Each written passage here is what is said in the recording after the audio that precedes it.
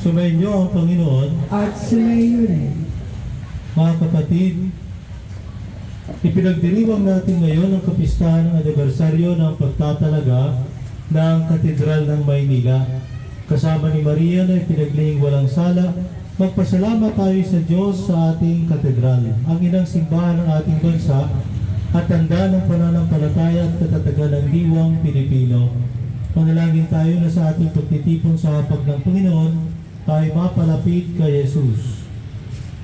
Aminin natin ang ating mga kasalanan upang tayo biging marapat na gumanap sa banal na pagdiriwang. Palamatan natin ng palakpakan si Chairman Ricardo at si Chairman Lee. Thank you very much po. Ito ang pinakamalaking hindi ko alam bukas sa 775. Baka malaman din ang madami dun sa kabina. Kailangan. Kung gano'n ang competition, nakakatawa ko yun kasi ibig sabihin marami makakapagsimba. Anyway, tayo po ay narito ngayon sa street, basta street talaga ito. Pasensya na po sa kaabala natin mga motorista. Ito po ay bahagi po ng ating paghahanda para po sa Pasko ng pagsilang ng Panginoon. At napansin po ninyo na bakit kayo nagdalawang barangay si Father? Kasi nga po ako ay isa ng solo parent. Wala akong kasama sa parokya.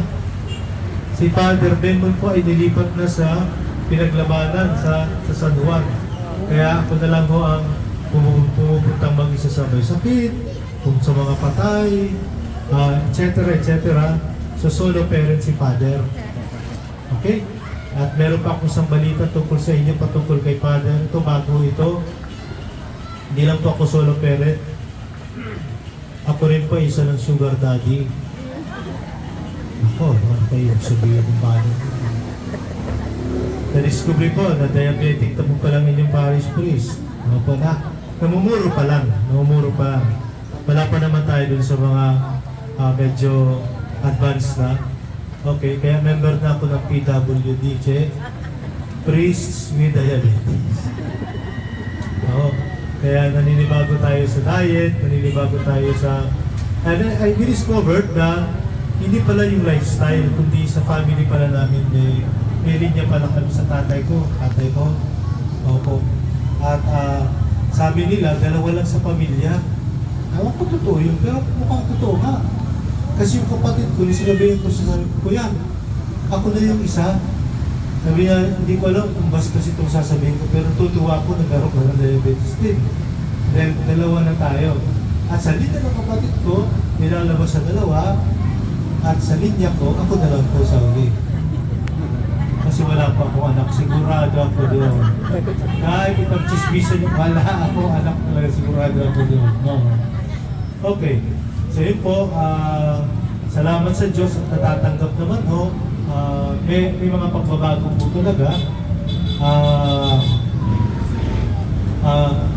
But then, ang pinagpapasalamat ko dahil wala na pa po tayong mga drama na Lord, bakit ako Lord? Bakit ako may sakit lang? Salamat sa Panginoon na there's this acceptance sa atin.